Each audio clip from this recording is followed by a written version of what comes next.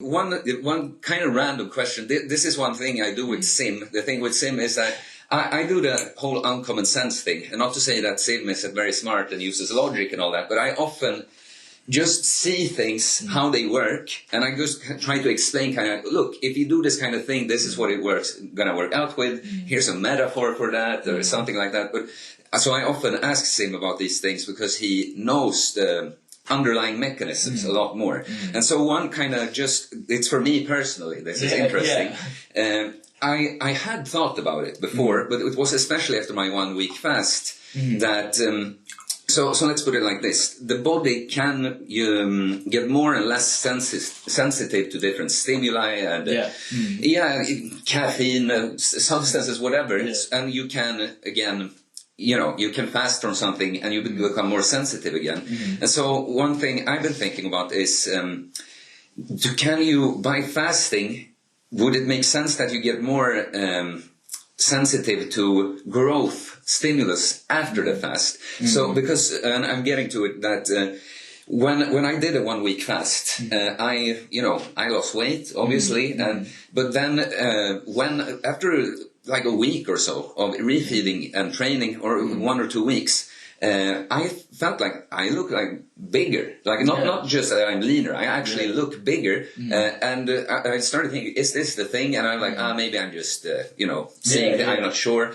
But then a lot of people started saying this to me, and then so I'm like, could it make sense that you could, with a long fast, like, make yourself a bit more sensitive to the input from training and eating protein again? Yeah.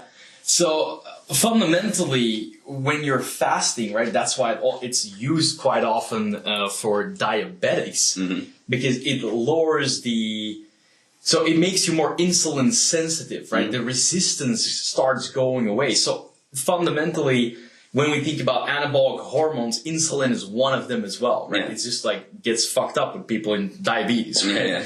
And this is one of these things, exactly, like that's one factor, right? We're already like insulin both on, which gets produced even with protein in your system, it will make you more sensitive. So your cells, the insulin receptors, and how insulin gets shuttled, so the insulin signaling all gets amplified. Especially when you do like 7 days, which is fucking crazy. Then you're basically like, you scrub everything clean and you amplify everything, right? Because the signal has been, there is nothing. But it's kind of like, it's like, think of it like this. It's, for a lot of people, the drain is kind of clogged. Yeah, stuff goes through, but it doesn't go through smoothly. So you lose a lot of stuff. And the signaling as well gets kind of fucked up, right? I don't have another analogy or metaphor for this. So like in terms of signaling, I can't connect that. But in terms of using resources, it's kind of that. In the first instance, what happens is like your drain is completely unclogged, right? Which means like everything resource-wise can now travel these pathways, and the cells are so receptive, literally, that they just open up and grab everything they can. And then you have that super compensation, right? And where that's like, now you're super sensitive to all these things, and the body experiences that abundance, and it can all go through, well, there's a hierarchy, like, what's kind of like energy or fuel energy, right? That's the same. Repair, growth, right? And then the first thing is like, you'll notice like, oh, my energy, like all of a sudden this increase, right? Then all the repair is taking place because there wasn't that much damage. Now the resources come to repair, and then boom, the rest is all growth, right? And that's the signaling on multiple levels, because all your hormones, like insulin, like IGF-1, insulin growth factor 1, probably your human growth hormone as well, testosterone and stuff like that, will all become more sensitive and receptive to these resources.